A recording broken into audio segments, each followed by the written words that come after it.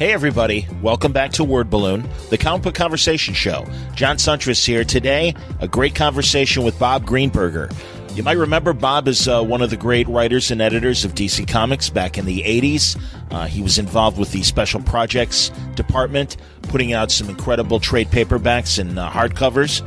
And he's doing a couple great hardcovers now for DC. From Chartwell Books, two great DC histories, the Justice League's 100 Greatest Moments and DC Heroines' 100 Greatest Moments.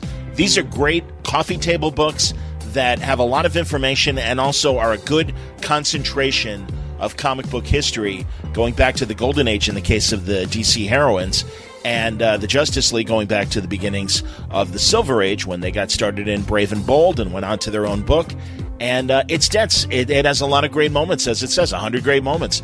Great chapters, great looks at characters, not only in the Justice League, but also adjacent characters that have guest starred, people like Adam Strange and the like, that never were officially Justice League members, but were important in various stories. All the great crossovers as well, not only with the Justice Society, but so many other parallel universe adventures with the Freedom Fighters and the Seven Soldiers of Victory and the like.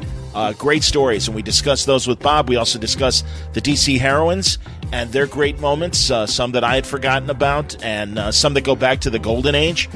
There were progressive writing for women happening in the Golden Age, and I think it's interesting that Bob was able to uncover those, and it's a great conversation. Plus, Bob used to work for the Weekly World News. We discussed that, his time at DC, observations of other creators and editors that were at DC. Really great conversation. And of course, Bob is a diehard Star Trek fan. He wrote an unauthorized Star Trek history a couple years ago. That's the first time he was on Word Balloon. Had to get his opinions on Discovery, what's going on with the JJ verse and the movies, Star Trek 4. Is it going to happen at all? Is it going to happen without Chris Pine? Are we not going to have Captain Kirk in a Star Trek movie? Interesting times for the Star Trek franchise, and I wanted to get Bob's opinion of those. All that and a lot more in this conversation with Bob Greenberger on today's Word Balloon. It's all brought to you by the League of Word Balloon listeners. Thank you, League, as always, for your support via Patreon. Greatly appreciated. We're at the beginning of the month. Word Balloon is free. It will always be free, but do you like what I do here? Do you think the content that I try to provide each month at Word Balloon is it worth the price of a comic? Is it worth $1 a month? If you're interested and you can do it, can you subscribe to Word Balloon via Patreon? You can go to patreon.com/wordballoon or go to the front page of wordballoon.com, click on the Patreon ad. That will take you to my Patreon page. Thank you for your help, League of Word Balloon listeners. This episode of Word Balloon is also brought to you by Aftershock Comics, who are shaking things up at your local comic shop right now. Great hit series going on like Baby Teeth with Donny Cates and Gary Brown, Animosity by Marguerite Bennett and Raphael de la Tour, A Walk Through Hell from Garth Ennis and Goran Sudzuka. Also, really interesting new titles as well, Beyonders by my buddy Paul Jenkins and Wesley St. Clair, Lollipop Kids from Adam and Aidan Glass and Diego Yapur, and Hot Lunch Special from Elliot Real and Jorge Fornes. Check it out. You'll find great books at great prices. If you go to their website, you'll find preview pages, full story descriptions, and the diamond codes on these books and more to order through your local comic shop at AftershockComics.com. All right, without further ado, let's get into our conversation now with Bob Greenberger on Word Balloon. Bob Greenberger, welcome back to Word Balloon. We talked years ago about your excellent Star Trek history book. What was the title of that book? Star Trek, The Complete Unauthorized History. Yes, indeed. Absolutely, man. And now you're back with a series of authorized histories for DC, and I'm staring at the two volumes that are out right now, and that's the Justice League 100 Greatest Moments, and then DC Comics Superheroines 100 Greatest Moments. Pretty cool, man. Yeah, thanks. These are published through Chartwell Books, and DC had recommended me to them. It has been a tremendous amount of fun, playing with my memories, Well, and a third volume to come in the summer, 100 for the Greatest Villains, 100 Greatest Moments. Actually, I believe it's going to be probably late spring in time for Father's Day gift giving. Very nice. Excellent, man. This is terrific. These really are great ideas for Christmas. I do want to talk about both because they are both incredible. The Heroines book is the one that just came out, and what I love about it is, specifically, it's great to see that you can really go back even during the 40s, the Golden Age, and get some really cool, impressive, moments for heroines in the 40s. And I think, sometimes we just think of Lois Lane tied to the railroad tracks and in danger and stuff like that, and we don't think of maybe forward thinking on the writer's standpoint to put the the women in a lead role, beyond, of course, the creation of Wonder Woman and people like that. Well, it comes down to the creators who were involved at the time, and you've got some people like William Moulton Marston who were tremendous advocates for women, and then you just had writers who got tired of writing mystery men and said, there's a whole other gender we could play with. And I have to give credit to guys like Will Eisner, who helped give us not only Shanna the She-Devil, Sheena the Queen of the Jungle. Forgive me. Wow. No worries. There's a lot of heroes and heroines in there, man. It's all right. Yeah, but Will gave Sheena and Phantom Lady. Yes. So he definitely helped contribute to giving us a bunch of superheroines. But as I cover in the introduction, some of the first graphic heroines, even date back to the pulp magazines. Olga, the woman with the X-ray eyes. This is true. Very cool, man. Well, there was one story in particular that I'm glad you covered, and I remember them rewriting and retelling the story either in the 90s or in the 2000s, but there was a Justice Society story where all the male heroes get captured, and Wonder Woman gathers all of their significant others to kind of get together and be a Justice Society to attack the villain and everything. And, I mean, it's not just Hawk Girl, but it is Diane Belmont for the Sandman, and I forget the woman that was with the Spectre at the time. Mm-hmm. But yeah, it's great, man. All these great and Starman's girlfriend, all of these great Justice Society, women that they put the costumes on and they go to fight the bad guy.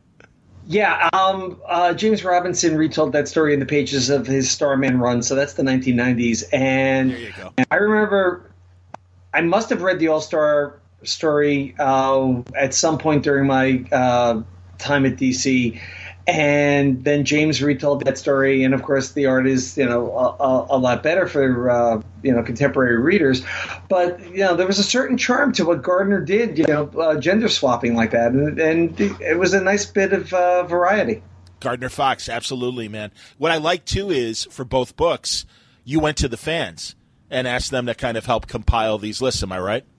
Well, yes. I mean, I've been reading comics since I was 6 years old, so that goes back 54 years. And while I read and loved all of this material, I'm just one guy. And it occurred to me, if I'm going to do the 100 Greatest Moments, there's going to be some reader out there who's going to go, well, what does he know? Or who is he to tell me these are the 100 Greatest Moments? So I definitely turned to the community. For the Justice League book, I definitely played on my connections with a lot of the guys who worked on the books, and so I got a lot of contributions from people like Jerry Conway, Steve Englehart, Marv Wolfman, Mark Waid, all chipped in with ideas. And then I went to Facebook and I found a number of the various DC related book groups and said, hey guys,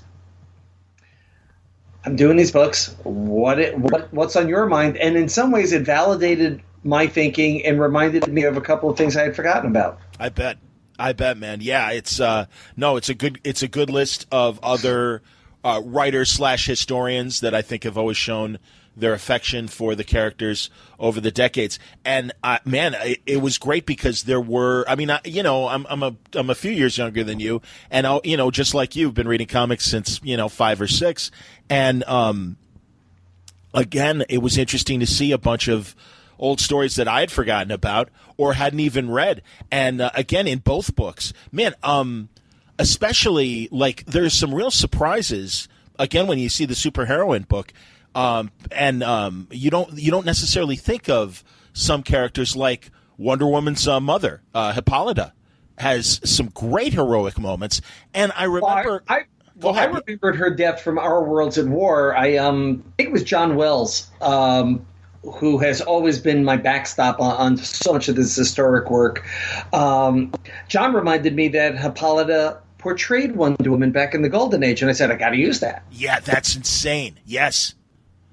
Great story, and it's in the book. Well, and then I forgot that, even in the modern era, like they kind of retconned Hippolyta taking Wonder Woman's place for the Earth 2 Justice Society stories. I mean, yeah, that was John Byrne trying to make the continuity palatable. Yeah. Yeah. And that was fine. But yeah, like you said, this Golden Age story.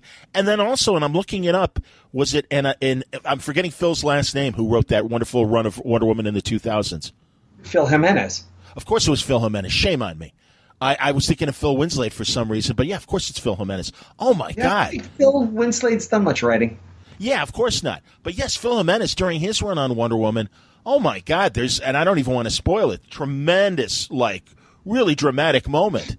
And he definitely played along a lot of that mother-daughter dynamic, especially building up to Our Worlds at War. So it played out very nicely.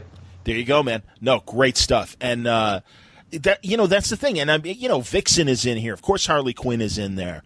I'm leaning on the heroine one because the Justice League, you can speak for itself. Of course, the team has been amazing, and we'll talk about that in a second. But there are some really great surprises in the heroines book that I really wanted to the promote. Interesting thing for the heroines book is I had a list of other heroines who wound up getting squeezed out when I was asked to look at the heroic moments that the traditional villains of Catwoman, Poison Ivy, and Harley Quinn had made, and had to make room for them. So people like Black Orchid suddenly, missed out. Oh, wow. Amazing. And I understand. We're in the Rock and Roll Hall of Fame season, and I bet, I have a feeling you might feel the same way. Sometimes you look at the list, and it's like, all right, there's the popularity contest. And, of course, Stevie Nicks is going to get in. Oh, she's already in for Fleetwood Mac. But it's like, yeah, of course. Janet Jackson, yeah, of course. But, on the Rock and Roll Hall of Fame thing, I'm like, I would really like them to be smart and put MC5 and John Prine and some of these names that younger rock fans might be like, who? What? Who are these people? And it's like, yeah, you might have forgotten them, but they really had significant moments to deserve their place. And that's why, wow, it's amazing. Like, yeah, Black Orchid, what a fascinating character. That sucks that she didn't make the cut. She's amazing. Who are some of the others that didn't, unfortunately, make the cut? It's always interesting to hear that stuff. Yeah, I could call up the list, but there's definitely at least one or two other Legionnaires and their moments. Sure. And I definitely wanted to do something with Lilith from the Teen Titans, and she got squeezed. Sure. No, that's a good also ran. Arrowette.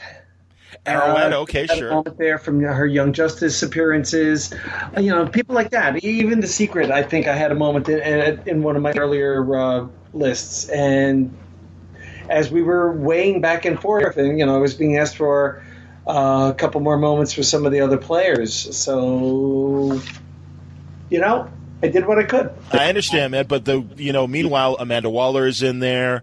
Amethyst is in there. Princess Projectra is in there. Certainly Saturn Girl, as we mentioned, Legionnaires. Well, the thing about Projectra, interestingly enough, she was there largely because she did the heroic thing and abandoned the Legion to rule her planet, and then ruled and executed the man who killed her husband. That's cold. Yeah. That's the law.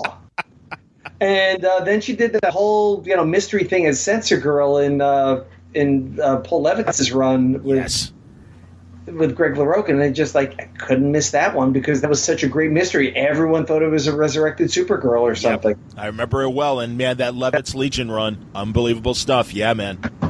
And yeah, Censor Girl, yeah, that was such a big, significant story. No, I don't blame you at all. I mean, that's the thing. There's really, really great stuff in here. As far as the various women. And yeah, I mean, you're going to go, older readers are going to go, oh yeah, I forgot about that. And I think younger readers will be happy too, because really every decade is well represented, I think, in your list. Well, that's one of the discussions I had with DC and Chartwell, was that the book Justice League covered 60 years, because that's how long the team has been around. Mm-hmm. But Super Heroines covers 80 years of publishing, and when DC acquired Charlton and Fawcett and Quality, I had to pay homage to the significant players there. As great as the Justice League book is, I think visually the Superheroines book is a richer book because I have so many more sources to pull from.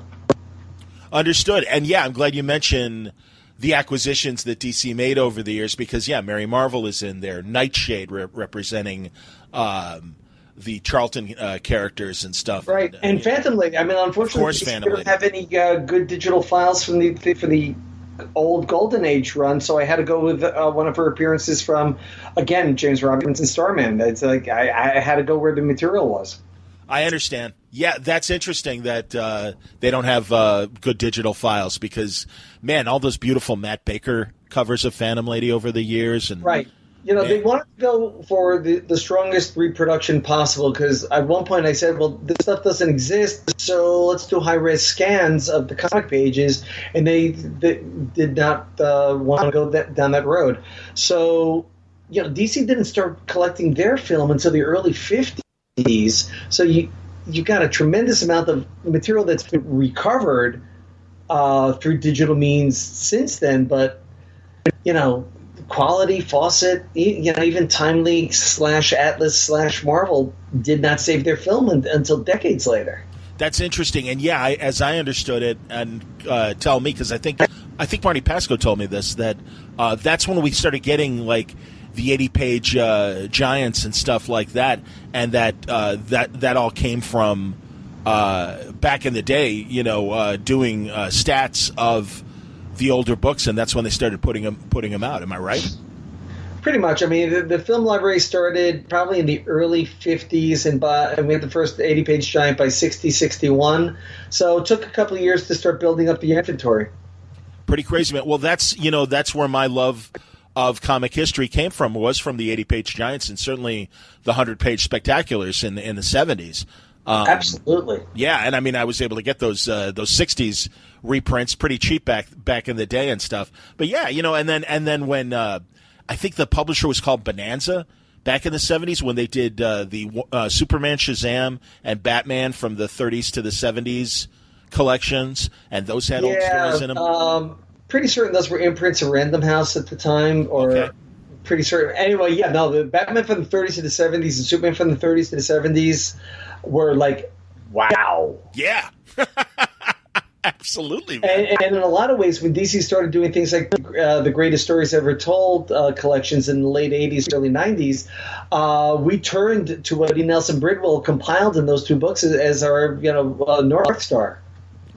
I understand. Well, and you played a big role in that stuff. Weren't you editing a lot of those collections? Mike Gold conceived of the series and then worked with me and Brian Augustin on all of those Greatest Stories. So, yeah, I mean, he oversaw it. We did a lot of the groundwork and brainstorming together. And then, I did Batman and Brian did Joker. And, I went on to whatever came next while Brian worked on the greatest stories of the 50s and that sort of stuff. Okay, that's so funny. I literally just talked to Brian 2 days ago, and his episode and your episode are probably going to drop around the same time. And also, Mike Gold's going to be coming back to Chicago, so we've got an unofficial planned dinner while he's in town. And I'm going to have to talk to him about that, and also talk to Brian about that the next time I speak to him. I was leaning mostly on he's of course Brian's doing Archie 1941, but yes, also we talked about, of course, Gotham by Gaslight. And you can't talk to Brian without that.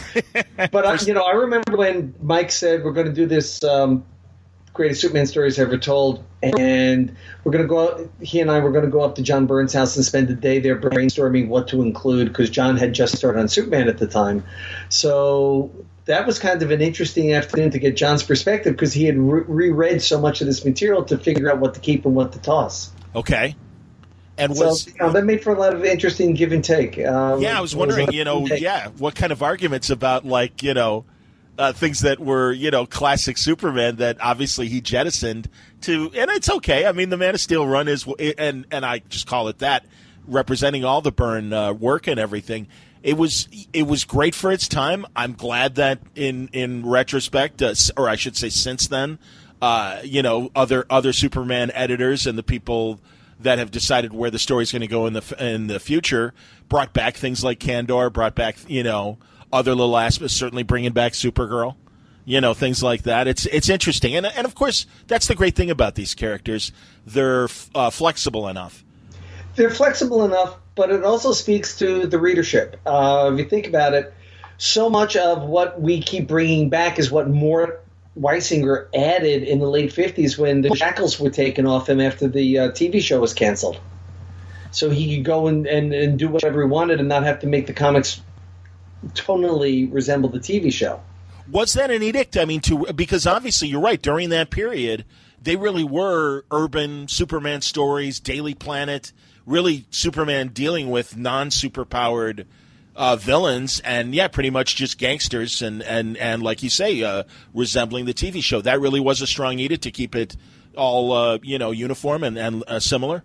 Well, Whitney Ellsworth was DC's guy in Hollywood, and he was so integral to the TV show, and he was still being listed as the editorial director for the comics at the time. So, there was a lot of back and forth, and they were very conscious, especially, remember that the TV show was also at the same time you had the Comic Code hearings, the Kefauver hearings that led to the birth of the Comics Code, and the comics had to be squeaky clean. Understood. Yeah, I guess so. And I mean, some great things came from the TV show into the comics as well. The Lois Lane book, the Jimmy Olsen book. Yeah, nobody, you got to give Mort a lot of credit for saying, they had the name recognition and you could expand the brand that way. It was kind of an interesting experiment to try it out, and boy, did that work. Unbelievable stuff, yeah, man. And even into the Superman family when they canceled the monthlies and folded them into the big anthology and stuff. Right. I was a huge fan of Superman family. And, of course, Mr. and Mrs. Superman.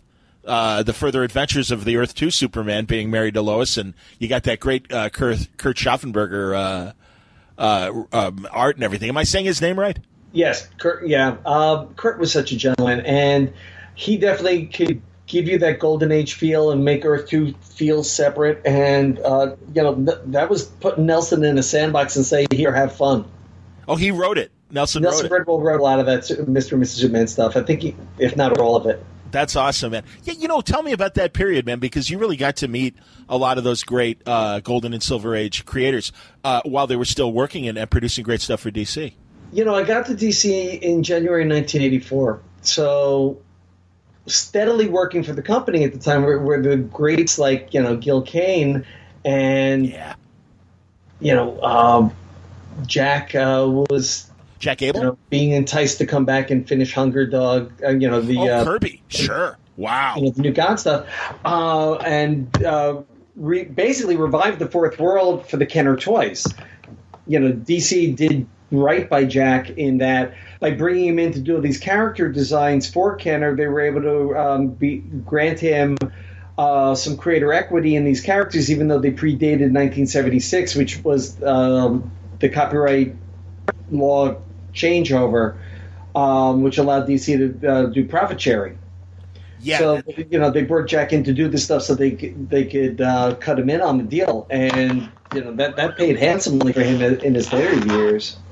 Yeah, that's amazing. So anyway, it was Schaffenberger was still doing some stuff, and Carmine was still working on stuff, and when Len Wein and I started brainstorming artists for Who's Who, there were still some guys out in the periphery who weren't doing a lot of stuff month in and month out, but I could call George Tuska and get some pages. Awesome. And Bernie Sachs came in one day to have lunch with Julie Schwartz and said, I still ink. And I started throwing Who's Who pages at him, and then suddenly I'm working with a guy whose stuff I grew up on, who hadn't been in the business in over a decade.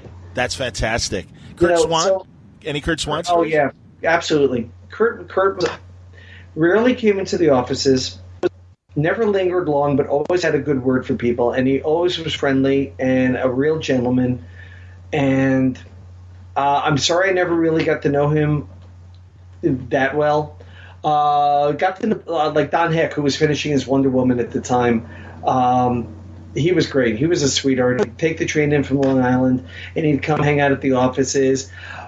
But it was also a time of change. And when I got to the role of editorial coordinator in the late 80s, I'm suddenly saying to guys like Don, tastes have changed, and there's no – I'm finding it hard to find work for you. And it's just the nature of the beast. He totally understood it. He was a gentleman about it. So was some of these other guys. But you could see the pain in their eyes. They knew it was coming. They saw it happen to the people who preceded them. And it was just painful on me because these are guys I grew up on. Wow. Yeah.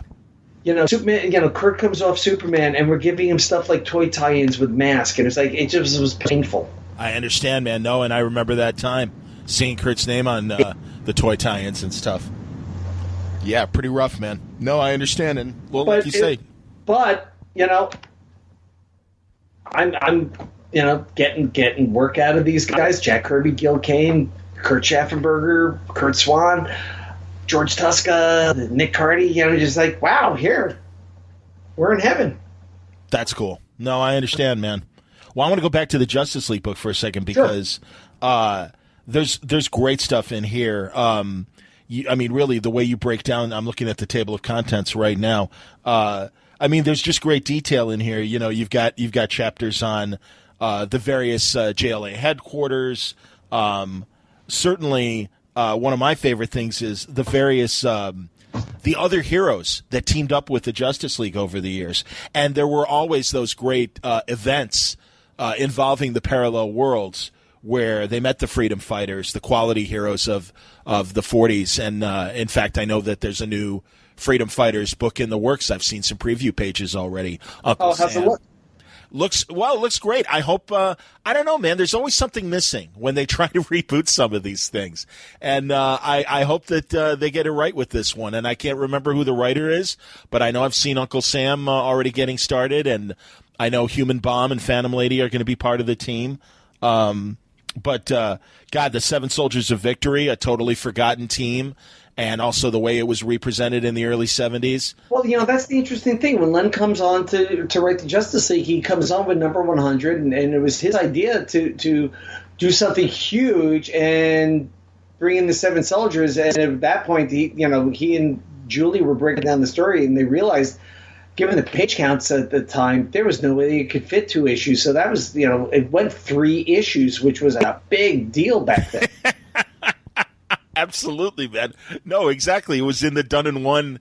Very rarely you might get a 2-parter and stuff, so you had to do 3 parts. Well, and they had been doing these, it started with Gardner Fox, these great ideas of let's bring back the heroes of the 40s, and you had the Crisis on Earth 1, Crisis on Earth 2 with the Justice Society, and then it just seemed every year like, all right, we gotta outdo what we did last year. Where do we go? So you're right, you bring in a guy like Len, and all of a sudden you get, Seven Soldiers of Victory and the Freedom Fighters, and one of my favorites, and I'm glad it's acknowledged in the book as well, when writers, the DC writers of the 70s, Elliot S. Maggin and Cary Bates, actually are in the story and working with the Justice League. I remember that story. And just the idea of Earth Prime and that it was the real world suddenly had another parallel Earth that, the DC heroes were visiting, and the idea that Julie Schwartz... Well, once Julie opened the door to our world being connected to the multiverse in Flash 179, Flash Factor Fiction, you knew they'd go back to it. That was the great thing, yeah, man. You see, now I missed that initial Flash story, but I just loved the idea that there was a cosmic treadmill in Julie Schwartz's closet. What was funny is back then, I don't think he had a closet at 909 3rd Avenue where the offices were at the time. I understand. That was an invention of the story. That's hilarious. I've talked to Elliot about that story that they're in the Justice League. I haven't had Cary yet on. I really want to talk to Cary Bates eventually. My God, what a great writer. I'm such a fan of his. He was terrific on Superman. And he's got such a great origin story by actually designing covers that Mort bought to write stories around. Wow. I had no idea. That's amazing. A couple Yeah, of years? so well, Jim Shooter is recognized, for being this 13-year-old kid writing comics back in 1966.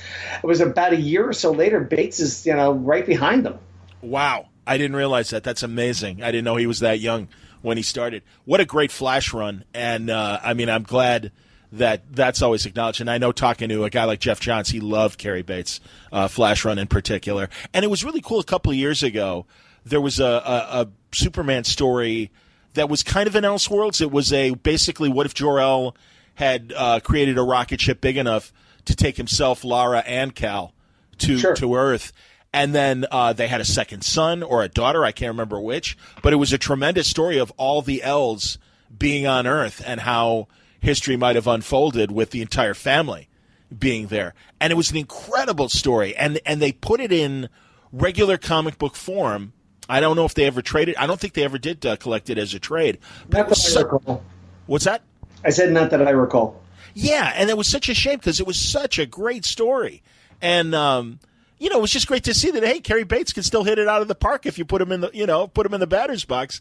He still has great stories in him and stuff. And it was just fantastic. So I don't know. But anyway, back to the book. No, you really, you've got great battles that are acknowledged here. And of course, their greatest enemies.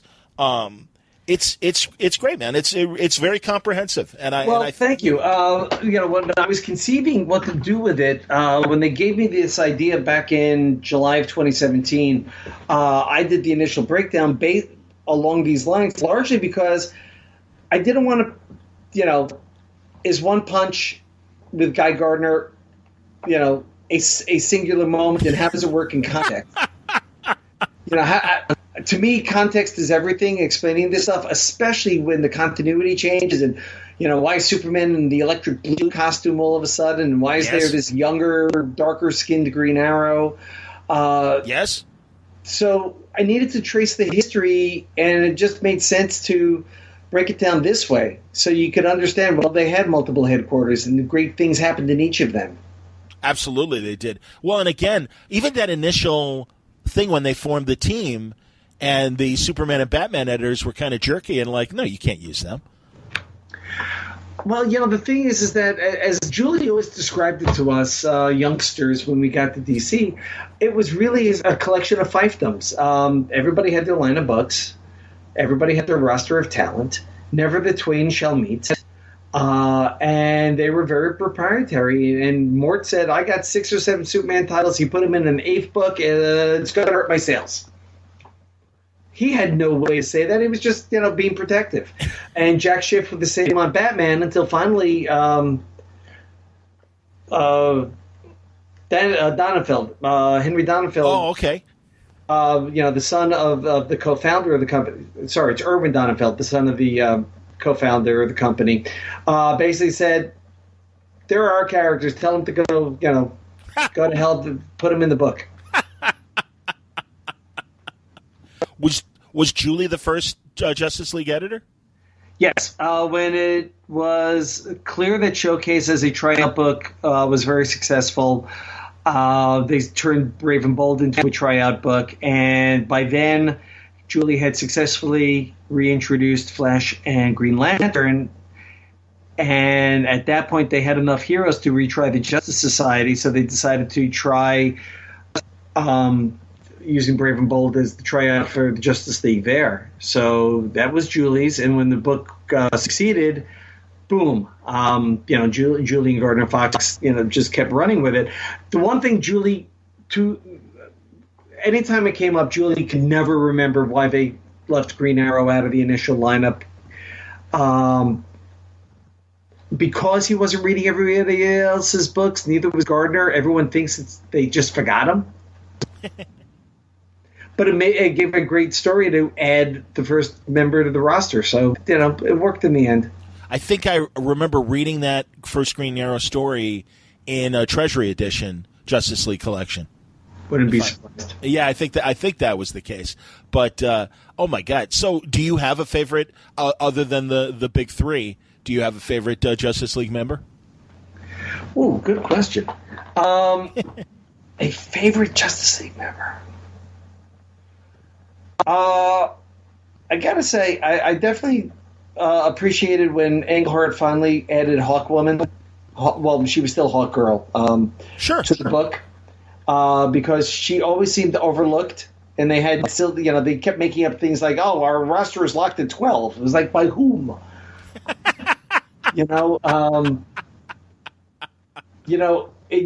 It was later when the United Nations had some say over the Justice League, but back then they were just a collection of guys having a club. Rewrite the rules. Well, tell that to the X-Men. Tell that to the Legion of Superheroes, that there's only 12. That's fantastic. Well, the Legion had their own silly rules, like only one member with the same power. So lightning lasts, you have to leave now. That's right. I forgot about that. And then her powers changed, and she became Lightless. And she could manipulate. Clearly, they had an affection for her and decided to come up with an interesting way to keep her around until they gave her her powers back. So, Hilarious. Well, and I always love that quirk about the Legion, that you can only be the leader for 1 year. And that was great, because then it did kind of switch up the stories a little bit. And every now and then, not only Saturn Girl, but Projectra was led the Legion for a while. And you did have women leading the Legion for a while. Well, that was a good move on Murray Boltinoff's part when he became aware of Legion fandom, which was started by Mike Flynn and Harry Brogus through the fanzines. Murray started the contest to vote in for the Legion leader. That's right. I'm really glad you mentioned Legion fandom, because I always say, especially when I grew up in the 70s, and who knows what it was like prior to that, but it was like you were either a Legion of Superheroes fan or an X-Men fan. And for whatever reasons, I think because of Mike Grell's art, I became a Legion fan. And, I have a lot of respect for the X-Men. It just doesn't speak to me. And I forget how big Legion fandom was back in the 60s and 70s, and how that they had that interaction with the writers. And like you say, Murray Boltinoff, who I immediately always think of with Brave and Bold first, and forget about his association with the Legion and stuff. And yet, there's a guy that I think slips through the cracks sometimes when they talk about significant people at DC. And, I mean, those, in addition to what he did for the Legion, those Brave and Bold stories that he and Bob Haney were, presiding over, where it was just like, yeah, we don't care that it doesn't make sense to you that Sergeant Rock and Batman are doing a story together. We're doing it. And they were great stories. And I mean, yes, I'm sure from a continuity standpoint, it drove everybody nuts. But it was like, no, these are fun. Or just the fact that Wildcat and Batman were just hanging out with no explanation of, oh, Wildcat's here from Earth 2 or whatever. They were just great stories.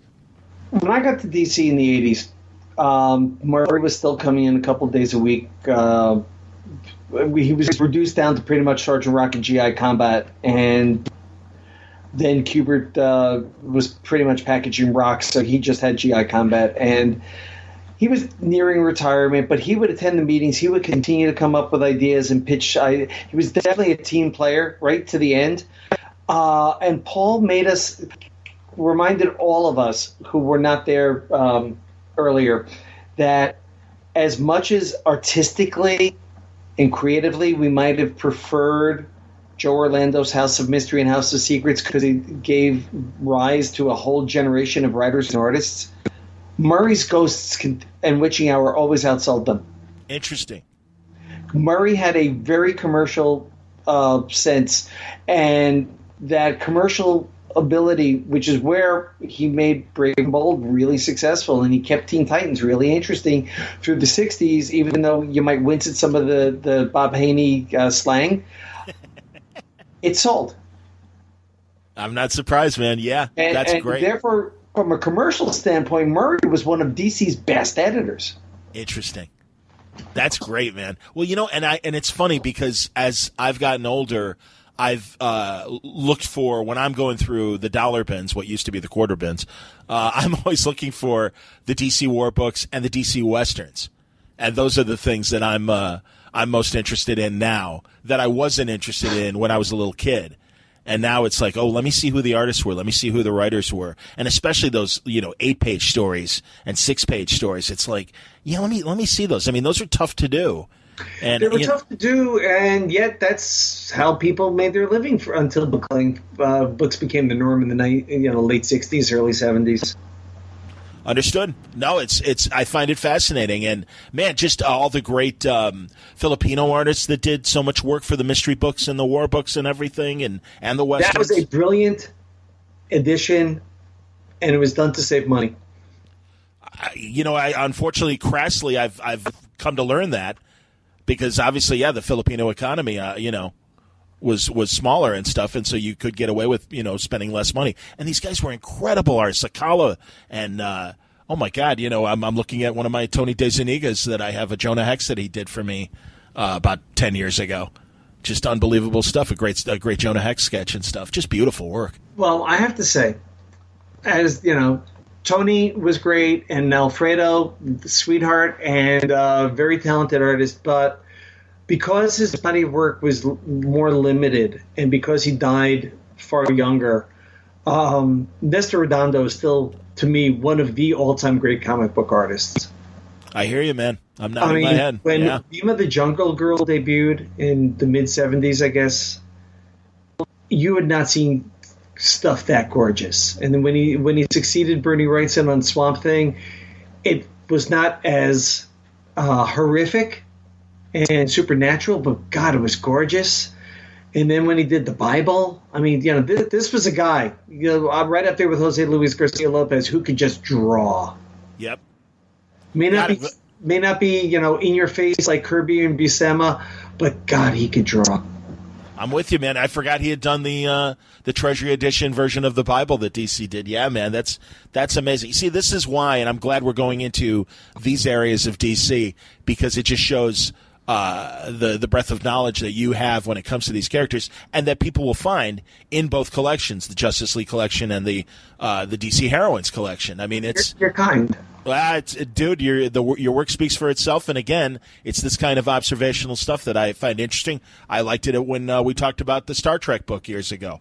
All right, let's take a break from Bob and talk a bit about our sponsor today, Aftershock Comics. Now, you know these books. I'm sure you've seen them on your racks at your favorite comic shop. A whole slew of fresh, high-concepts titles that are written and drawn by your favorite creators. Things like Jimmy's Bastards, the Spy series from Garth Ennis and Ross Brown. Pestilence from Frank Thierry and Oleg Okunev, where the 14th century Black Plague from history is actually revealed to be the first zombie outbreak.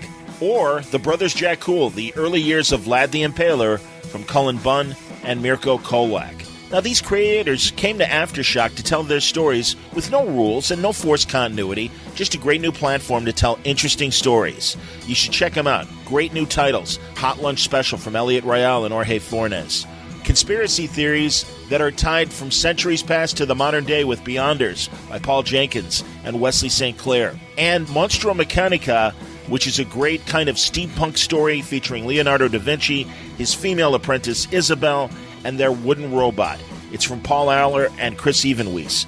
The collected trade is out, and it is fantastic. We'll be talking to more Aftershock creators in the days and weeks ahead and give you more information on some of their great books, but you don't have to wait.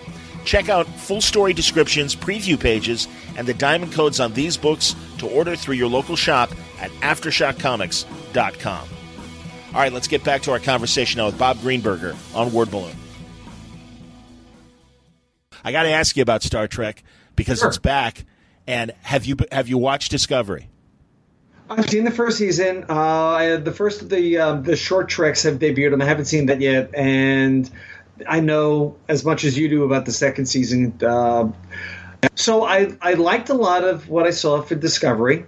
I think if I were involved, I would have said I think it was too early to go to the Mirror Universe, because I think we need to establish what our characters are before we see their mirror opposites. But having said that, I thought it looked good. I thought they had some strong performances. It was nice to see a diverse cast, both use of people of color as well as alien races. Sure. So there was a lot to like, and I'm very much looking forward to seeing what they do when Christopher Pike walks on board. Yeah, me too. I am excited for the second season. I didn't like it. I didn't like it as much as it sounds like you liked it. I felt that there was, like you said, the Mirror Universe. I just felt that the writing really was kind of subpar, especially for Star Trek.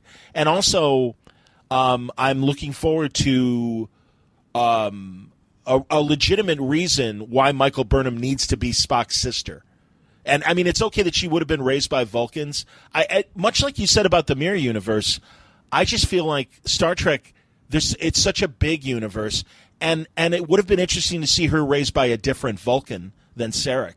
And maybe, and not to, by all means, include Sarek in the story, but it's almost, I keep making the analogy, it's almost like saying Martin Luther King was the only civil rights advocate of the 60s.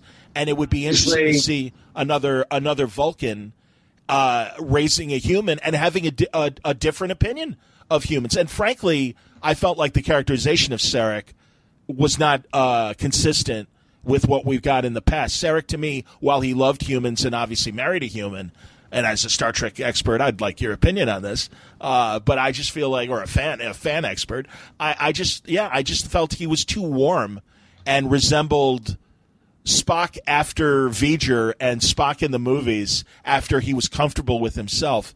And to me, Sarek was much more strident. And while he, again, respected humans and loved a human, I just didn't buy his almost like playful relationship with Michael. Yep, I could see that. I mean, the severity of Mark Leonard's performance in both Journey to Babel and then Star Trek III, The Search for Spock. This is a man very set in his ways and very set in his attitudes, and the conflict between him and Spock in Journey to Babel is just so strongly delineated that I don't think James Frain sold it in the same way. And I think the writing may have not served him well. Yeah, again, and that's the thing. I really think it does come down to the writing. I think all the actors did great with what they were given to work with. Or even another Mark Leonard moment for me was in Star Trek IV, The Voyage Home, when he has that conversation with, it was IV, where, he talks to Sarek, and he's like, maybe I was wrong about Starfleet and your other crew members. They're of good character. And Spock's like, yeah, they're my friends. And it's like, yes, of course. And just his response, yes, of course. Like that's another human kind of BS thing. And I love that. That's like, well, that's Sarek. Like you say, there's that consistency. So, and again, I just think it would have been interesting to have a different Vulcan. No question in my mind. Dramatically, that would be a really interesting way to stir the pot, because we have Soval and his attitude as the leader of the Vulcans during the Enterprise era, and we have Sarek. So yeah, I mean those are the two main Vulcans you have with their attitudes toward humans and interacting with them. So yeah, a third perspective could have been very interesting. Well, and by the same token, let's see if they do it or not. And I think there are other fans that are saying the same thing. It's like, hey, you want to impress us? All right, fine. There's Burnham, there's Spock. Let's make Cybok matter. There's a goofy little kink of Star Trek V that everyone's like, all right, whatever. No disrespect to Lawrence Luckinbill, a fine actor who had to, do the role and everything. But it's like, yeah, you want to impress me now? Fine, let's see that dinner table of Sarek, Michael, Cybok, and Spock all sitting together, and of course Amanda. I wholeheartedly concur that if you treat the fifth feature film as canon, as part of the Star Trek continuity, then by all means, you can't hide Cybok, especially when you're dealing with these family issues. So I would have tremendous respect for the writing room if they even work in a mention of him. It's going to be interesting moving forward. The showrunners are new now. I think, with, frankly, and now I'm blanking on his name, the CEO of CBS that just got ousted. Who was not Les Moonves, who was not a Star Trek fan, as I've learned talking to people on the sly. And that apparently I don't know if it's true or not, but there's a story going around that when the JJ movies were doing well, or whenever they split Viacom and CBS became the IP holder for Star Trek, people went to Les Moonves and said, we can do a Star Trek series, we should consider it. And his response was, Star Trek, that's the one with Darth Vader, right? And I honestly don't believe that, because he's a smart man. Well, he's a smart man. Well, you could be a smart man but not be interested in sci-fi or whatever. I don't know, man. Again, you're right. Television, you're right. I would need to see that authenticated somewhere before I believe it. But I will say this: the split into Viacom and CBS, or CBS, Viacom, and Paramount, was a dumb idea, which is one reason why seeing them try to reunite now makes me laugh, because think of all the time and money and grief everyone went through for naught. And I think Star Trek suffered for it. I think benign neglect hurt Star Trek, which is they never should have allowed 4 years between the first and second Star Trek feature films. And then somebody should have went to Bad Robot when they read the script to Into Darkness and said, I waited 4 years for this. I agree. You could have turned to any 3 or 4 Star Trek novelists or comic book writers who could have come up with stronger stories. I cannot believe Orsi and Kurtzman going, we could have come up with a story. It was like, then you weren't thinking hard enough. Yeah. Totally, man.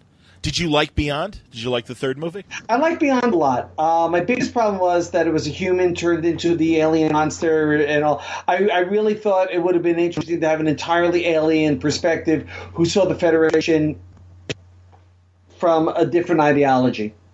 And it wasn't a revenge story against humans. Well, and I also thought, what a waste to have a guy like Idris Elba, who's such a great actor, all covered in all that latex, too, and then finally you get him in, like, the last 5 minutes looking like Idris Elba. It's like, hey, man, you got Idris Elba, for Christ's sake. What are you doing with him? That and, you know what? You could have put him in the latex and give him a better part. That's true, too. Seriously, I mean, the latex is the least of it because he's still acting. He's still playing a character. They just didn't give him an interesting character. That's true. What do you think of the prospect of possibly making a fourth movie without Chris Pine? I think it's interesting. I kind of, at first I'm like, well, they got to make a deal. Come on. How can you do Star Trek with Captain Kirk? But then I'm like, well, that would be kind of interesting because there have been some tremendous stories where, the Tholian Web, of course, where I think that's a great moment for Spock in leadership and everything, and right. With the Galileo 7. But yeah, well, I'm like, it would be interesting with this group to see a Zachary Quinto Spock suddenly have to lead the Enterprise. It's an interesting prospect. I don't know if they would go that way because I gather Paramount's minds, the classic Star Trek is James T. Kirk and the crew of the Starship Enterprise. It is not Captain Spock and the crew of the Starship Enterprise. Right now, I gather it's all about budget, and they want to shoot the next film on a lower budget because Beyond didn't perform as expected, despite the good reviews, because Into Darkness sucked so much. The box office got hurt. Yeah. And so they want to do the film on a lower budget, which means the cast is being offered less money, and Pine is like, I got a deal, guys. Pay me what I'm worth. And my issue is because Star Trek came out in 2009, and the earliest you're going to get a fourth Star Trek film is 2019, you're a decade out, and this is supposed to be Kirk straight out of the Academy a couple of years into his run as Captain Kirk. The guy's going to be 40-something, and I think they really botched that by not coming out and dealing with them as these young rookies. I hear you, man. That's true. That's a very good point. No, it'll be interesting. I'm also optimistic after the most recent Star Trek news that they got some Rick and Morty writers to write a cartoon. And it's about. Did you hear this news story? Yeah. All right, attaboy. I figured. Well, there's been talk, and I knew other people who had pitched animated ideas to them as well. It just shows the tremendous appeal of Star Trek to a variety of people. You look at Seth MacFarlane and the Orville. You look at the Black Mirror episode that was pretty much a Star Trek story. Yes. There are all these people who were so influenced by Star Trek, they're paying homage to it in their own ways. So the Rick and Morty guys want to do Star Trek. If it's a well-done Star Trek, have at it. If it's a funny Star Trek, have at it, because let's face it, second season, we had some very funny episodes back in the 60s. So, the concept lends itself. I know Gene Roddenberry wasn't a particularly big fan of Trouble with Tribbles and iMud, but the fans responded to it. Great it was episodes. Based humor. So as long as you stay that way, I think you're fine. I agree, and I also think, basically what you're saying is that Star Trek as a pop culture iconic symbol is strong enough to handle parody. And I think, again, like you say, there's all these parodies around it. Do you like the Orville? I'm going to admit it's on the to-watch list. Oh, you haven't seen it yet? Okay. No, here's the issue these days. There's so much out there. Oh, absolutely, man. 100%. It's like, like I'm trying to race through Iron Fist because Daredevil's about to drop, and Daredevil drops, and I'm trying to get through that so I can get to Orville season 1 before season 2 starts in the winter. It's like there's just so much, and I can't keep up. There's just no way. I totally understand, Bob. Absolutely, man. You're not alone. It's like I'm so proud of myself that I've already seen the first 2 Doctor Who's and Teen Titans. It was like, can I keep up? Probably not. Now, okay, so let's talk about Teen Titans for a second. Yeah, and DC Universe. What do you think? It looks better than I had expected. Tonally, it is not what I wanted. I totally, wholeheartedly disagree with the interpretation of Dick Grayson. And yet, I'm enjoying it. I thought the Hawk and Dove were wonderful, well cast. I'm glad Minka Kelly's not dead. But I so much prefer the Chuck Dixon interpretation of Robin. Who this is a kid of acrobats in the circus, and this is a guy who takes joy, who is not everything Batman isn't. And this Dick Grayson on this Titan show is a rebellious but equally dark Batman. I don't need that. Yeah, he's Jason Todd, and it didn't even occur to me until someone said that, and I'm like, yeah, you're right. They're making Dick act like Jason Todd, and that would have been, it wouldn't. You'd have to have a whole, explanation, possibly, or go, why is this guy Robin and why isn't Dick Grayson Robin? If you were to go with Jason, but I agree with you as well in terms of, my initial thought was it's dark, it's gritty. Oh, here we go again. Haven't they learned? All that said, I am enjoying the show. And like you said, I loved Hawk and Dove. That was fantastic. And I'm accepting the choices that they made that differ from the book. And all that said, I'm like, no, I'm actually going to stick around. I like this, and I will watch it all the way through. And as we know, being older and stuff, a lot of great shows have a rough first season. And I think Star Trek Discovery is another example of that, where it's like, okay, I didn't agree with a lot of what they did, but I'm certainly going to come back for the second season because there was enough there that I liked. And exactly. The first season of Next Generation is tough to get through, I think. Oh, sure. You don't get Star Trek: The Next Generation is very tough to get to until you get to the second season Measure of a Man episode, and all of a sudden you see its potential. Yep. Well, and they always say once Riker has facial hair, then you know it's okay. Not a bad rule of thumb. Each Star Trek had rough openings because different reasons. Obviously, Next Generation had so much behind-the-scenes chaos that's been well documented over the years that you have a sense that the fact that they got 26 episodes out at all is a testament to the crew. DS9 really didn't find its footing at first. Voyager had a great premise and then went in an entirely different way, and it had moments of brilliance. I don't think it ever gelled as it should have. And Enterprise effectively sucked until Manny Koto stepped in and started bringing the Star Trek back to the show. I agree. Totally, man. Well, and again, it's that general attitude of, and it was disappointing in Enterprise because there's always that beard stroking moment of the aliens going, these humans, they have potential. Maybe they will make an impact on this universe. And it's like, oh, whatever. But luckily in Broken Bow, you get that moment where Trip and Jolene Blaylock, and shame on me, what's her name? Help me. What's her name on the show? Which character? Helping you. Jolene Blaylock's character. T'Pol. T'Pol, yes. Yeah, T'Pol and Trip are in the space station. They see the alien mother trying to wean her baby off of a respirator and learning how to breathe air, and the kid looks like it's gagging.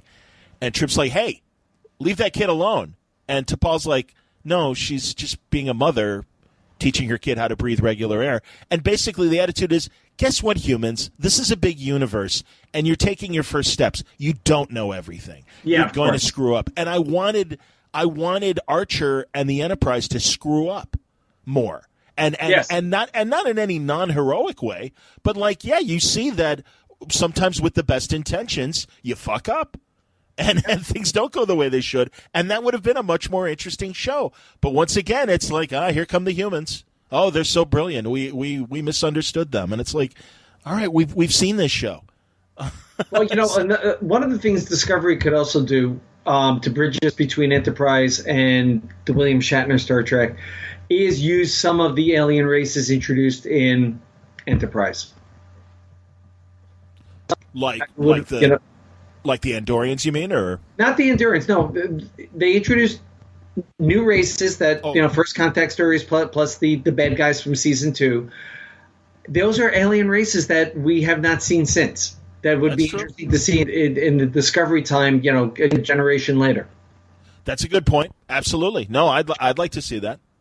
Absolutely. I also hope, it's funny, as weird and as bad as, well, first of all, and honestly, I always got to put this preface on it. Michelle Yeoh is a brilliant actor, and I'm really glad that she's part of Star Trek. But I really hated the idea of her Mirror Universe character, and also in that horrible cliffhanger Saturday morning fashion that they bring her back to the regular universe, and that she slips away. Mwahaha! It's like, really? Oh, my God, shame on you. This is Star Trek. We expect smarter stories than that. But who I really want to see, and hopefully maybe he survived, his regular Star Trek universe version survived. I'd love to see Jason Isaacs back as, the real captain if he had survived and hadn't died, as, is suspected in season 1. Because I thought he was great. And again, I thought Michelle Yeoh was fine, but...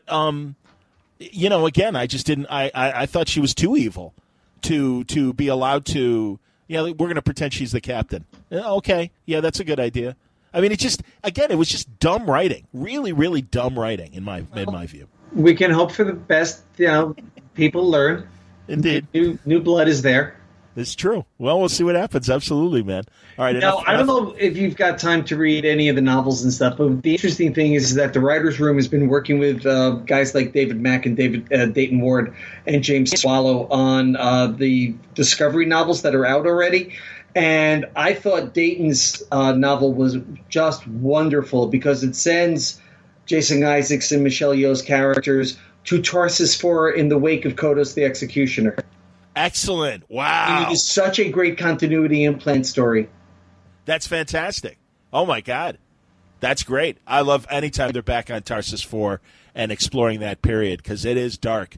And that's really, really interesting. And, of course, being such an important part of Kirk's story. And I love, too, Kevin Riley, of course. Yes. The good stuff, man. No, exactly. You see, that's... as always, man, that's when they always find the interesting stories and stuff, is those little throwaway lines. I mean, God, Peter David, of his, 20-plus, however many Star Trek books he's written, always finds an interesting little, throwaway line or throwaway character moment and builds a great story around it. So that's good to hear. And I have been meaning to read the Discovery novels. My buddy Susan Eisenberg, the female voice of Wonder Woman, or the voice of Wonder Woman in the Justice League cartoons, She I know she narrates one of the audiobooks, of the Discovery novels. I didn't realize that. Good for her. Nice. Yeah, she's great. Yeah, she's terrific. Well, dude, I real fast, Weekly World News. Your history there. All right. So DC let me go in January 2006, and I was doing some freelance stuff, and Jeff Rovin, who I have known since the 70s through Comics Fandom and all, and had been for about 10 minutes an editor at DC before founding Atlas Comics, somehow wound up at the Weekly World News as its editor, and he had hired Paul Kupperberg, an old buddy of mine, on staff as his executive editor, and they were having the time of their lives. And Jeff heard I was out of a day job and was looking for stuff, and he started throwing stories my way to write for the Weekly World News. Now, I knew the newspaper. I knew its reputation. I knew its history. I was not a regular reader, and so I read a couple of issues and pitched some stories, and he threw stories at me and had me run with it. All of a sudden, I'm writing cover stories for this publication. It's like, this is kind of weird. And then internally, they wanted to keep. Weirdly, some of the functions were being run out of their Boca Raton offices of American Media, and the New York offices they wanted to consolidate, and they created a position of managing editor and brought me on full time. So I got there in June of 2006 until AMI stupidly folded the paper in August 2007. And so AMI is that the Inquirer's company? Yes, yeah, that's go on. Yeah, they've done some really silly things, like they were publishing Cracked magazine, and when they tired of it, they sold it to somebody for $1. Oh my God! They gave the rights to Batboy, the Weekly World News's mascot, practically, yes. To be turned into a musical for like $1, and they controlled all rights. And AMI couldn't profit off of it. It was just weird business dealings going on. So anyway, I'm there with Paul Kupperberg. The art director was Matty Blaustein, who worked at Marvel and DC in different capacities through the years. Was also the voice of Meowth on the Pokemon cartoons. And we brought over Christine Schmidt to be one of our art director designers. And the four of us were working. We were being assisted by a young lady named Jennifer Plastino, who turned out to be the granddaughter of Superman artist Al Plastino. Sure. And the five of us put out this 48-page newspaper every week. Jeff worked out of his apartment and came in infrequently, and he basically left us alone. He'd send in stories. He told us, save space for this, assign this to that guy. And we were having the time of our lives. I mean, we had added these comic strips. So Paul Kupperberg is working with guys like Mike Collins, who we know from comics. And we were putting this stuff out. Every week I get this wonderful puzzle from Sergio Aragonis that, we have to scan in and do the answer key for. And working with, veteran writers like Dick Siegel, who had been working on the news for years and years. I never had an easier day job than the year plus I was on that paper. And we're putting it out a 48-page weekly, and yet I never broke a sweat. Interesting. That's crazy, man. And, of course, now AMI, a little notorious in the various Trump scandals and everything, and David Picker? Not David Picker. It's David Pecker. David Pecker, of course, yes. Has every right to support whoever he wants. Sure. But the idea that the Inquirer bought and buried stories, I'm sure Trump is not the only one he's done this for. Oh, sure. And it's questionable ethics in journalism, but it's his toy. He can do as he pleases. Sure. I'm just sorry that when the paper was folded, we had all these deals in the works to do licensed merchandise and books and things that never saw fruition that could have saved the paper.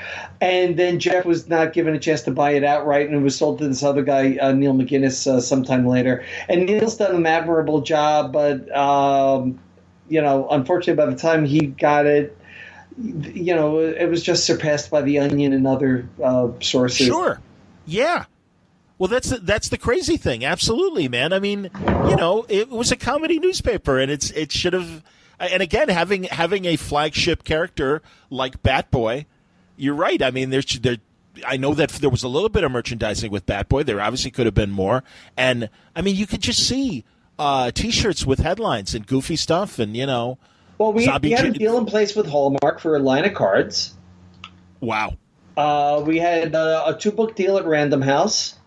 So, we had a whole bunch of stuff in the works that would have gotten this stuff out there. And one of the reasons we did the comic strips beyond Batboy was to create IP to exploit.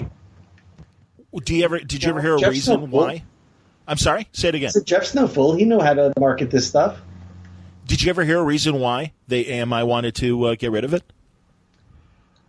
It didn't fit their vision of what AMI was, because it was the Inquirer and the Star, and it was the health and fitness magazines and one or two other publications. We were the outlier all of a sudden, even though we were the spinoff from the Inquirer. Yeah. And at the time, they were paying something like $4 million a year to Walmart alone to be racked at the checkout counter, and maybe CVS was part of that too. And they were saying, that's a lot of money. Maybe we're not getting the returns we used to. Maybe it's time to cancel it. Meantime, Paul had convinced the sales team to allow Diamond to take the publication direct only and put it in comic shops. And that would have been a second revenue stream that would have saved us. And AMI said, no, thank you. Interesting.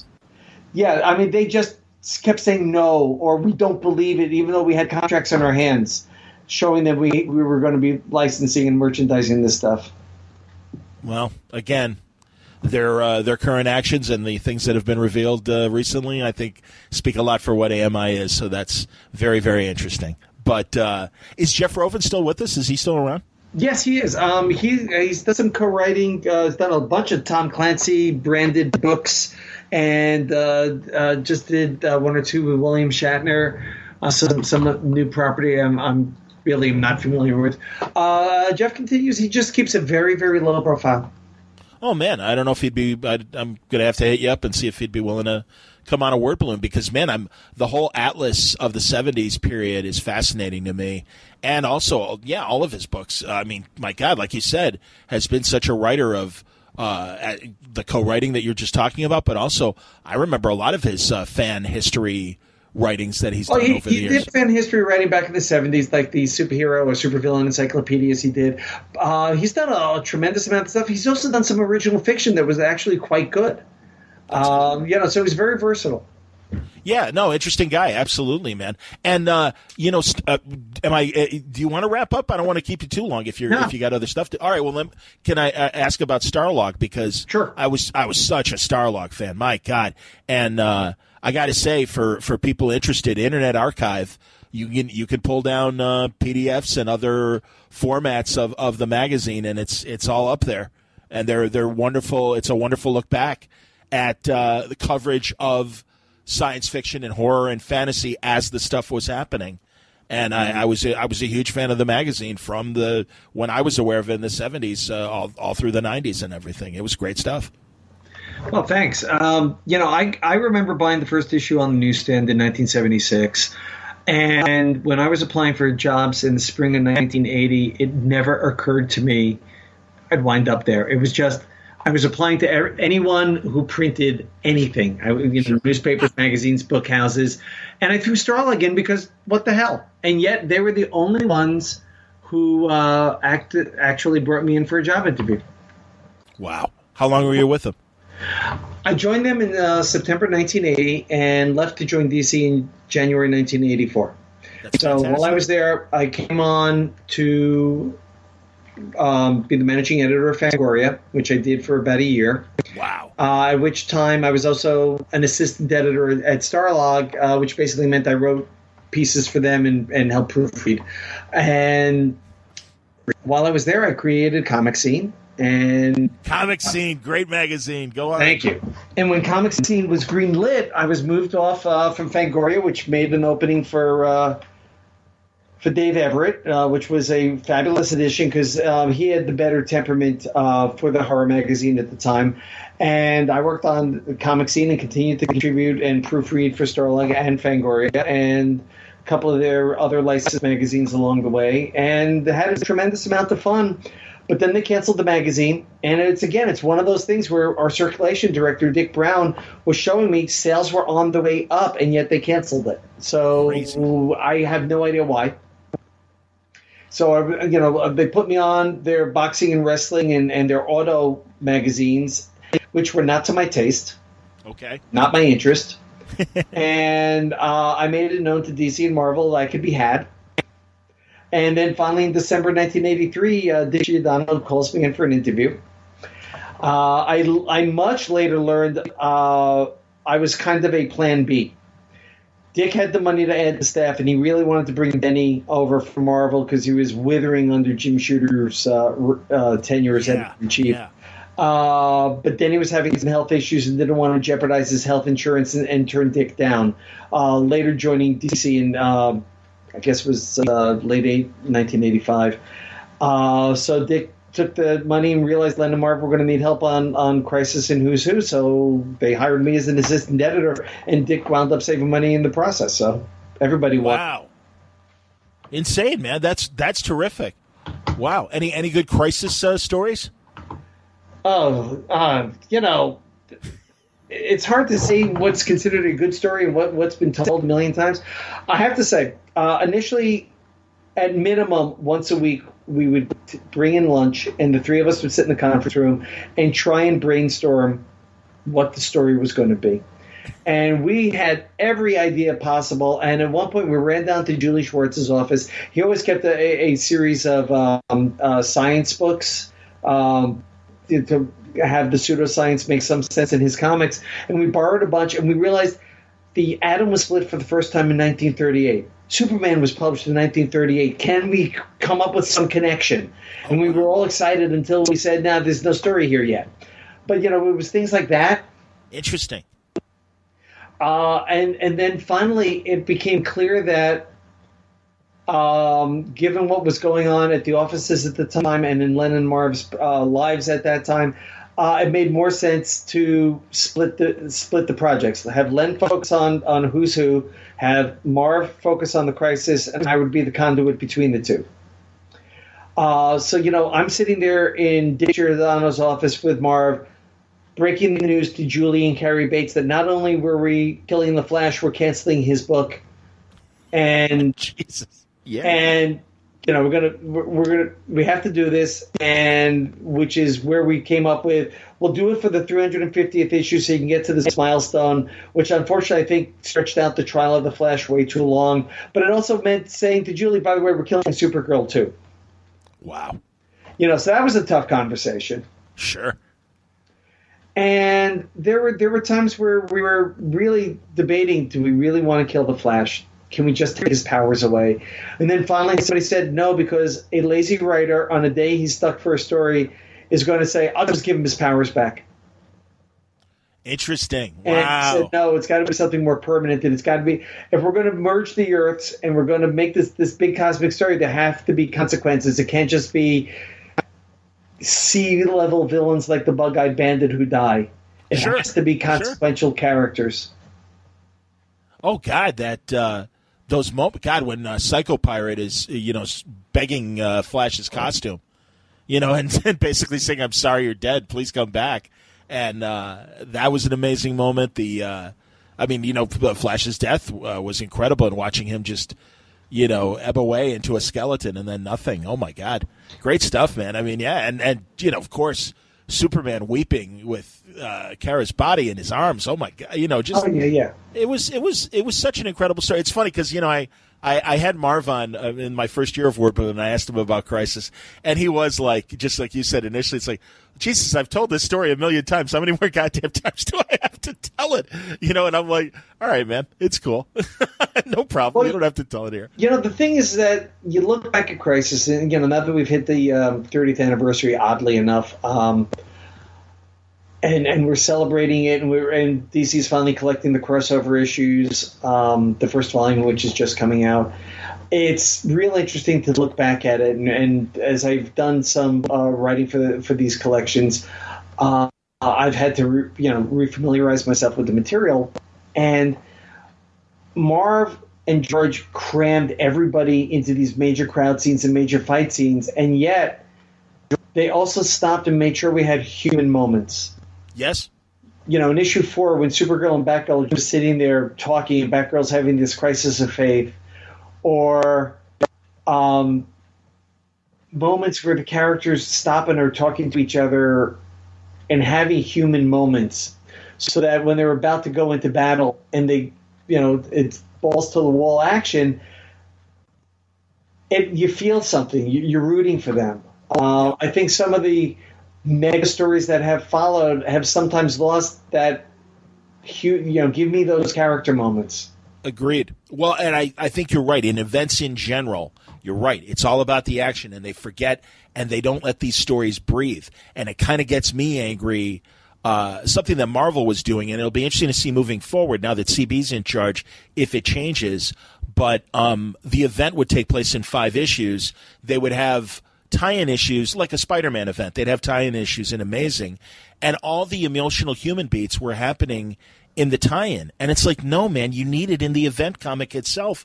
That's wrong. And then if it's you don't have enough space, then make the event longer. Maybe 5 issues shouldn't be. There's a reason why Crisis needed to be 12 issues, plus all the tie-ins that you had. One of my favorite. Not just that. Think about it. Issue 1 was 32 no-ad pages. Number 7, wow. Number 12 were double-sized.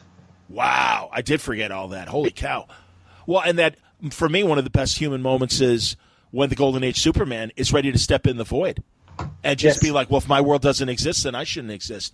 And Earth 1 Superman pulls him back. And that classic last, and it is an action moment, it's great that the Golden Age Superman has the final punch. Because it's like, you're goddamn right, he's the first hero. And I was really happy when in Kingdom Come, also reflected in Justice League's 100 Greatest Moments, or I should say it's in the Justice Society's Thy Kingdom Come, when they brought back the Kingdom Come Superman, and he kind of represented the Golden Age Superman. And absolutely, it's like, you need Earth 2 Superman. You need him because he is the first hero, and he has that. And I love that about Infinite Crisis when Jeff brought him back. And there's a great human moment when he talks to Earth 1 Superman, and he's like, Bruce, I know you don't know who I am, but I know you, and I know you're the one man I can trust. And it's like, yeah. Every reader is going, there you go. Goddamn right. These are those guys, man. He gets it. I just recently read the I guess Marvel's most recent mega crossover, the Avengers No Surrender book. Uh-huh. And it's got 3 different writers, and it was like 15, 16 issues long. And it's interesting because there are a couple of human moments, and I kept wanting more. And I think, I know it was supposed to be an all-out action, big cosmic storyline with Earth caught between, the warring factions of the Elders. But, when you cripple Jarvis and you make him a plot line, you needed more Jarvis. I can appreciate that. Sure. No, I hear you, man. Well, and again, a JLA versus Avengers. There's a lot of great little, and then thankfully, Busick and Perez were able to get some good, even brief human moments. My favorite is when Captain America and Batman size each other up, and they don't throw a punch, and it's like, all right, clearly there's not going to be a winner in this fight. Let's skip the fight and let's get to battle planning and figure out what we should do. Well, and it was good. Kurt is from that same era that I am, where we were trained under editors who wanted character, who said it's got to be character first stuff. That's great to hear, man, because I really I think a guy like Brian Bendis understands that. And Brian always put it this way and said, look, we've seen these guys hit each other a million times, but we haven't heard every conversation between a lot of these characters. And I think there's something to be said for that. And I think decompression got a bad rap, I think, in the early 2000s. And maybe, it's a pendulum. Maybe it swung too far that way, that things were slowed down too much. But yeah, you need that balance. We've seen, and especially, I think younger readers appreciate that as well. But you need those human moments between the characters. I mean, back to the Avengers for a second. When Brian Bendis took over the Avengers, they talked to each other. Yeah, they may have talked too much, but no. I mean, there was dialogue. There was, and each voice was distinct enough. And they would argue different points of view before they go into action. And I thought that was really good. And I'm glad people like Jonathan Hickman and now Jason Aaron are, continuing that where they actually have conversations as part of the story. Agreed. 100%, man. No, you're right. And I do believe that, Tom King, I think, is doing a tremendous job on Batman. And was doing a great job at Marvel too with his Vision story. And I mean, I was okay with Grant's Batman. There were some of it I loved, some of it I was okay with. I was not a fan of the Scott Snyder stuff, and kept looking at everyone falling all over themselves, telling me how great it is. Then to me, it was like, where's Bruce Wayne? Where's Batman? Where's the character? And some of these stories were just beggared the imagination. And then Tom comes in, and it's all character. And I'm loving it. That's cool. No, I hear you. And yet, for me, I liked the Snyder run. The only left turn that I didn't care for was when they put Jim Gordon in the robot suit. And that made no sense whatsoever. Yeah, well, and I think, honestly, it was, and Scott, if you're listening, forgive me, but I assumed part of it was that Greg Capullo likes drawing big robots, so as throwing him a bone of, hey, let me give you something that you're going to enjoy. But it makes no sense in his character. I agree with that. Well, and further, I just thought the story went too long, because another great conversation first of all, Scott did that Black Mirror story with Dick Grayson and Jim Gordon Jr. That was incredible. And it's really one of the best Batman stories where Bruce Wayne's not even in the story, but it was when Dick was Batman. And it was really, really great. Well, don't get me started on Jim Gordon Jr. Well, he's there. And again, much like making Cybok matter, they made Jim Gordon Jr. in. But Jim Gordon Jr. makes no sense. Well, but it goes back to, he was in year one with Miller. He was in year one when Batman was 25, and now all of a sudden he's this adult. I kind of liked it. I got to be honest. And but he does. I was having this conversation with Mike Martz when the story started running. When Mike was the Batman editor, he said, "You understand? This guy was an infant when Batman was 25, and we're 10 years later. The kid should be 10 years old, not 25 years old." I hear you. No, and Mike was like, "Huh? I hadn't thought about that." And things like that drive me nuts. Well, that's like soap. That's like classic soap opera, man. Where it's a little kid on General Hospital, and they send him to summer camp, and all of a sudden he's 18 years old and having love affairs and everything. So from that standpoint, it's like another thing that Bendis always says. It's like, yeah, man, comic books are like a quilt, and if you pluck the thread too hard, the whole thing's going to unravel. So no, I get what you're saying from that standpoint. But what I was going to right now, in the Superheroines book, I had to explain, that there was some conscious editorial decision to de-age Barbara Gordon when Cameron, right, it was Cameron Stewart? Yeah. And company stepped in to take over the book. All of a sudden, she lost about 8 years of her life. That's true. Well, supposedly, and I don't know if they're going to address it with Batgirl, but, that's kind of the story now with Doomsday Clock and Dr. Manhattan messing with the DC universe and everything, because Wally lost like 10 years. And, Wally was erased. There's a definite 5-year gap that was established when Wally came out of wherever he went. And he said 5 years are missing from everybody's life, and people are starting to piece it together. And I'm still waiting for that to be fully explained. But there was something about Barbara where it just happened, and so much of her history has now been altered, and the whole dynamic of her being the older woman to Dick Grayson in their romance is now reversed. Yes. And it just changes everything, and I'm not sure there was a need.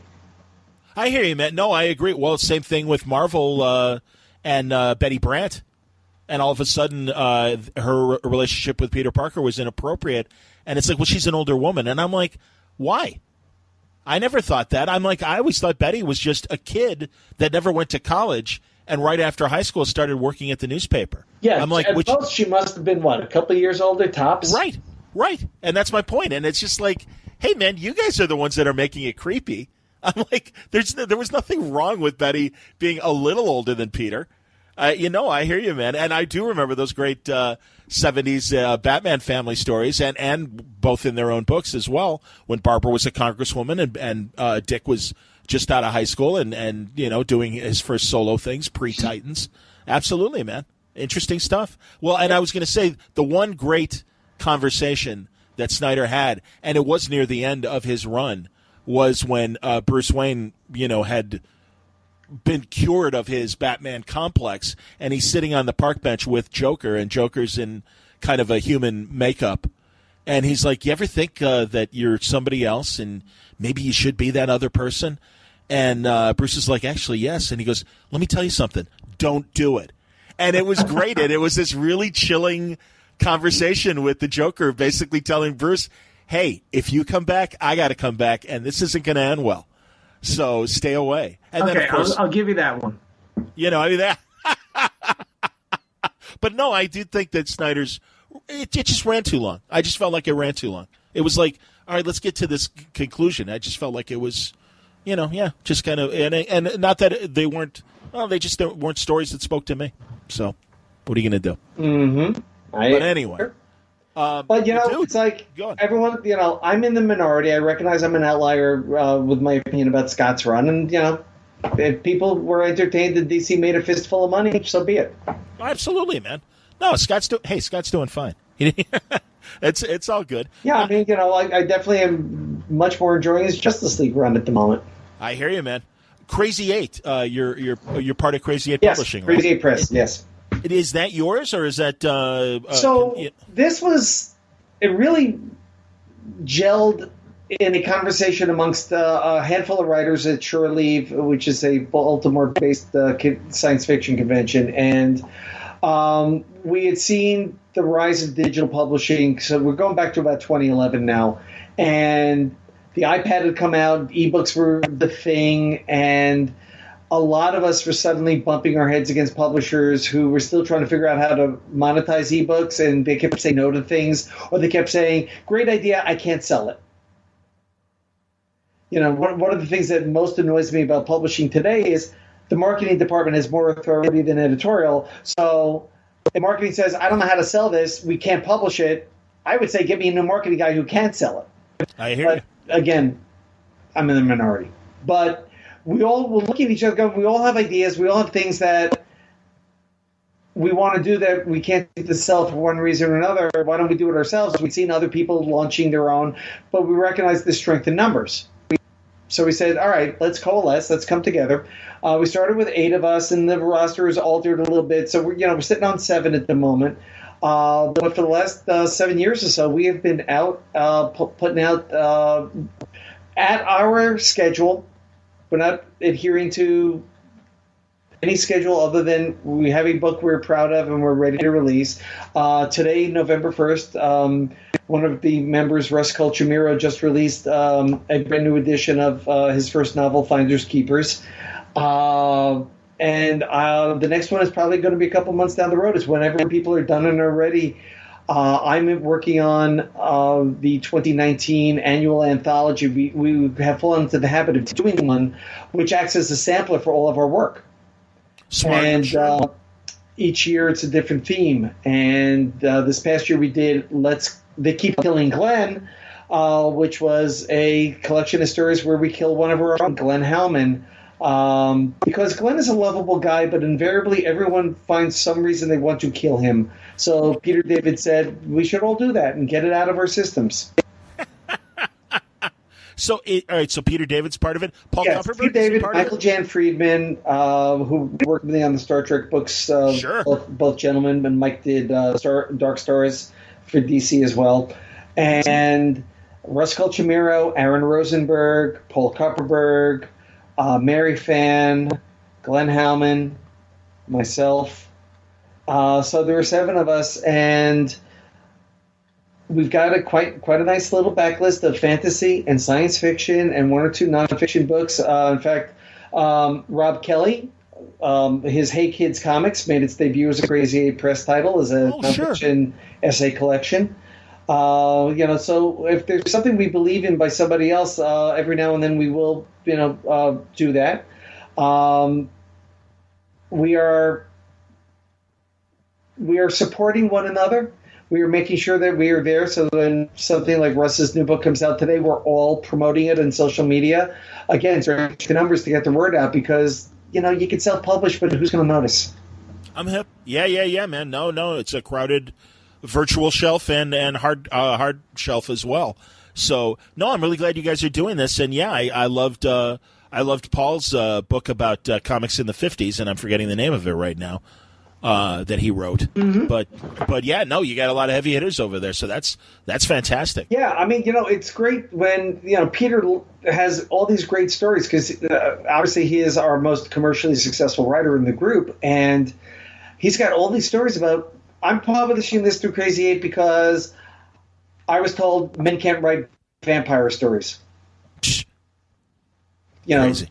Thanks to Twilight, but everyone forgot Bram Stoker apparently, so. Or you can't do funny vampire stories. It's like, why not? Ridiculous. Absolutely. Yeah, nonsense like that. Peter had a book languishing at Tor that was way past its contractual obligation to be published. It was the second book of a trilogy. And Tor just wasn't getting to it, so Peter invoked his right of reversion, and it's called The Hidden Earth. Tor published book 1. He got the rights back to book 1.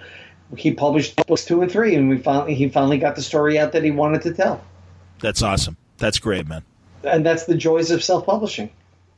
I hear you. Well, I'm glad to hear that, man, because I know others. I know Chuck Dixon's doing great with his ebooks and everything. Yeah, I mean, Chuck started doing that stuff. In fact, I edited one of his first SEAL Team 6 books for Dynamite, and he recognized, he could do this on his own, and he just went off and did this. And it was tremendous. I'm very happy for him.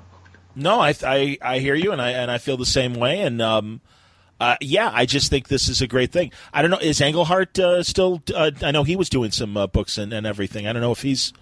I talked to him at Terrificon last year, 2017, and I thought he still had a book he was working on, so I'm waiting to hear when it's available. I got you. I'm sorry. I was at this year's Terrificon, so I'm sorry I missed you at last year's Terrificon. And, you guys got like Elliot Maggin, who somehow managed to retain the rights to print his Superman novels. Yes. And he's gone back and done some original work of his own, so he's self-publishing, and more power to him. Absolutely, man. No, hey, man, that's the thing. You guys are great writers, and it's if like you said, if the publishers are too stupid and don't know how to market these things, it's like, no, I'm glad. And again, luckily with social media, I think a lot of your fans will be very happy to hear that the stuff is out there and that you guys are doing it. So, well, again, even though there were strength in numbers in our ability to have 8 of us or 7 of us shout out when we have a new release, there are still times people will come to us at the shows and go, "When are you going to publish something new?" And it's like, "I had a book out 4 months ago. Where were you?" And somehow they still miss it. And we're trying to build up our newsletter mailing list so we can keep people informed, and we'll try as many channels as possible. It's just bizarre. Tell us how to get the newsletter. Well, we're crazy8press.com, and that's numeral 8. And there's a box on the homepage. You just drop us your email address, and we will add you our mailing list. We are not inundating people with newsletters unless there's something we want to share with you, such as a new release or a convention appearance. I hear you, man. Bob, this is great. I'm really glad that everything is going well and that the writing continues. And again, we're getting great collections like these 2 great coffee table books that are absolutely things you should consider for your Christmas lists for your favorite comic book fan that wants to learn more about their favorite thing. Justice League 100 Greatest Moments, DC Comics Superheroines 100 Greatest Moments from Robert Greenberger. And man, it's always a pleasure to talk to you, and let's not wait years for our next conversation whenever something's ready and you want to talk. There's a lot more that we could talk about. Sure. John, you've been very kind, and I appreciate having the opportunity to just chit-chat because, when you're sitting at your desk, or in my case, my classroom, I don't have these conversations as often as I used to, so this has been lovely. Anytime, man. It's thanks again for coming on. Sure, John. There you go, Bob Greenberger. 2 great books right now that you should check out from Chartwell Books. DC Comics Superheroines, 100 Greatest Moments, and DC Comics Justice League, 100 Greatest Moments. And that 3rd volume coming early next year. Really great stuff. I think they'd make excellent Christmas gifts for fans that are really into comic book history. They are really detailed and have very interesting stories, and I think will provide some interesting debate amongst your friends as well. This episode of Word Balloon was again brought to you by the League of Word Balloon listeners. Thank you, League, as always, for your continued support via Patreon. If you'd like to subscribe to Word Balloon, you can go to my webpage, wordballoon.com, click on the Patreon ad there, or go to patreon.com/wordballoon.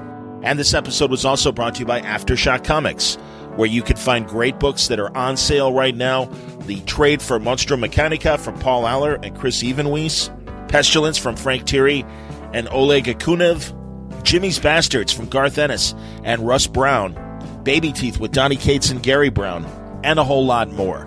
Check them out. There are incredible books with great genres, great artists, great writers writing incredible stories from Aftershock Comics. Go to their website, check out full story descriptions, preview pages, and the diamond codes on those books to order through your local shop at AftershockComics.com. Thanks again for listening. Looking forward to talking to you later in the month with more great conversations here on Word Balloon. Really great stuff. Interesting people already booked to talk, and also a couple in the can that I can't wait to share with you as well. Until next time, Word Balloon is a copyright feature of Shaky Productions, copyright 2018.